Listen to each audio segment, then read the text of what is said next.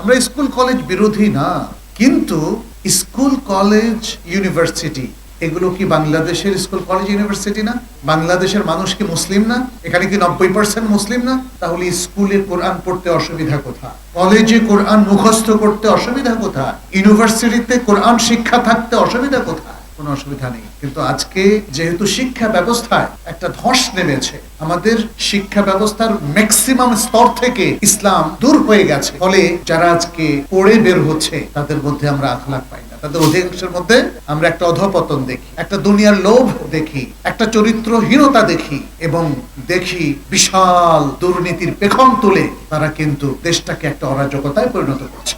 সুতরাং এই যে দ্বিতীয় জরুরি বিষয়টা, প্রাণের কথা বললাম, ইসলামের সলিউশনটা নিতে হবে। আজকে মানুষ কখনোই নিরাপদ হবে না যতক্ষণ না তারা ইসলামের ছায়াতলে আসবে। আজকে আমাদের সন্তানরা যখন ইউরোপ আমেরিকাতে পড়তে যায়, কিংবা এদেশের কিছু অতি সেকুলার কলেজ কিংবা স্কুলে পড়তে যায়, দেখবেন যে ইসলাম হারিয়ে বসে থাকে। পোশাকের কালচারটা নষ্ট হয়ে যায়, মেয়েরা হাফ প্যান্ট পরে চলে। আমি অনেক বড় মেয়েকে উত্তরায় দেখেছি বিভিন্ন স্কুলের, ইংলিশ মিডিয়াম স্কুলে।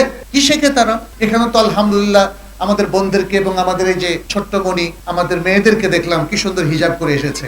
সমস্যা কি হয়েছে কোনো? হিজাব মেয়েদের সৌন্দর্য, হিজাব মেয়েদের সম্ভ্রম, হিজাব নারীদের সম্মাননা। কিন্তু ওরা পড়ায় উল্টা। ওরা বলে হিজাব মেয়েদেরকে অবরোধ করে রেখেছে, হিজাব মেয়েদেরকে চাপিয়ে রাখা, হিজাব মেয়েদের অধিকারকে ক্ষুণ্ণ করা। এটা কি ঠিক?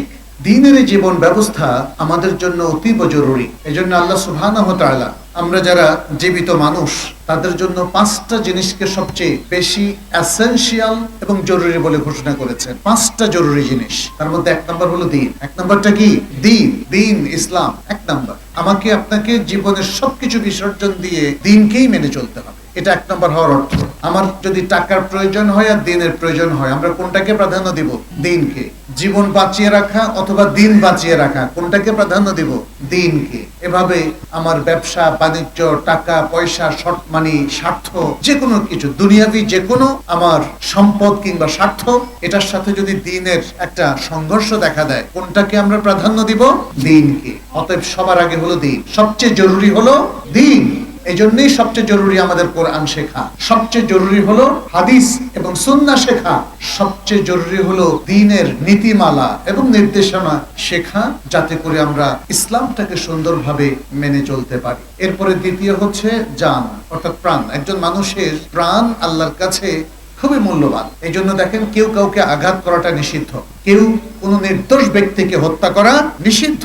রাস্তায় চলার সময় আপনি কাউকে ধাক্কা দেওয়াটা জায়েজ নাই, কাউকে গালিগালাজ করাটা জায়েজ নাই। মানুষ এদেশে থাকবে স্বাধীনভাবে, এই পৃথিবীতে বিচরণ করবে স্বাধীনভাবে। কেউ তাকে অসম্মান করতে পারবে না, কেউ তাকে অপমান করতে পারবে না, কেউ তাকে আঘাত করতে পারবে না, কেউ তাকে বন্দীও করতে পারবে না। অবশ্য যদি তার কোনো অপরাধ থাকে তাহলে আইনি ব্যবস্থা তার বিরুদ্ধে গ্রহণ করা হবে। এটা ইসলাম বলেছে। এর চাইতে সুন্দর কি আর কোনো ব্যবস্থাপনা আছে? মানুষের প্রোটেকশনের জন্য, মানুষের নিরাপত্তার জন্য, সুন্দর জীবন যাপনের জন্য ইসলামী এই নীতিমালার চাইতে আর শ্রেষ্ঠ কোনো কিছু নেই। সুতরাং আল্লাহ যে বললেন জীবনটা দ্বীনের পরেই দ্বিতীয় গুরুত্বপূর্ণ, আল কোরআনের অসংখ্য দলিল আছে। ওয়ালা তাকতুলুন নাফসাল্লাতী হারামাল্লাহু ইল্লা বিল হক, যেই প্রাণকে হত্যা করা আল্লাহ নিষেধ করে দিয়েছেন সেই প্রাণকে তোমরা হত্যা করতে পারবে না, তার গায়ে হাত তুলতে।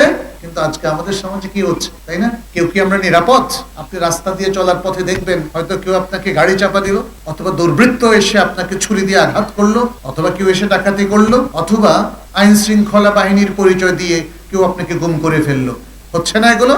এগুলো হচ্ছে। এর কারণটা কি? এর কারণটা হচ্ছে ইসলামকে আসলে মানা হচ্ছে, ইসলামী শিক্ষাটা নাই।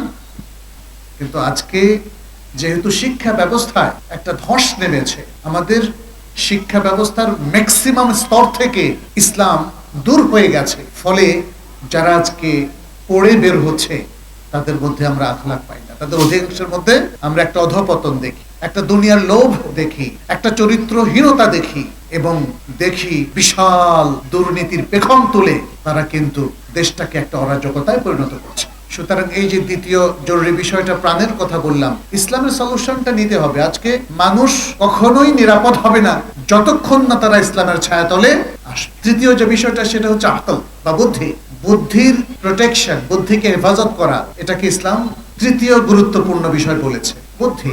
আপনি যা ইচ্ছা তাকে করতে পারেন, যা মন চায় তাকে করতে পারেন না। আপনার বুদ্ধিকে সংযত করতে হবে, এটাকে হেফাজত করতে হবে, এটাকে নষ্ট হতে দেওয়া যাবে না।